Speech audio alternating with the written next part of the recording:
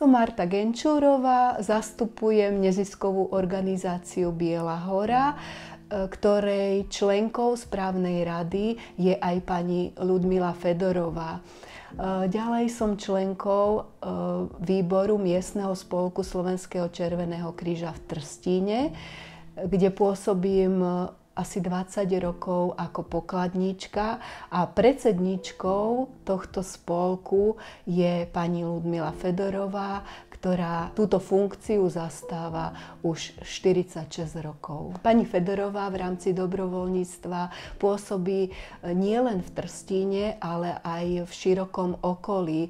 Začnem napríklad tým, že je členkou všetkých spoločenských organizácií v Trstíne. Všetky aktivity, ktoré robíme počas roka, zastrešujeme finančne z 2% z daní a práve pani Fedorová má veľký podiel na získavaní týchto financií.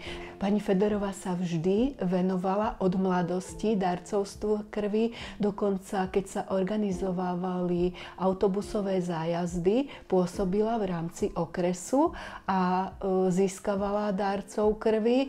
A hneď ako sa dalo organizovať mobilné odbery krvi, tak zabezpečila v Trstíne mobilný odber, ktorý organizujeme v súčasnosti so Združením miest a obcí v okolí jadrovej elektrárne Jaslovské Bohunice.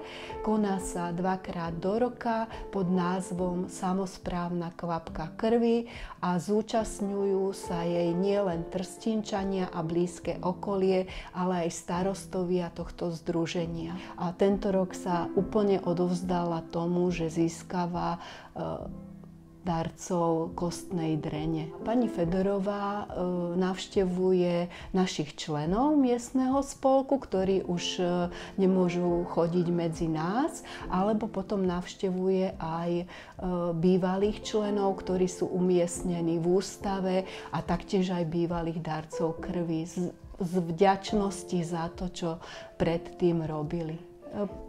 Ja som ju nikdy nevidela, že by povedala, toto sa nedá, toto nechcem robiť. Takže veľmi si na nej vážim, že na každý problém sa snaží nájsť riešenie.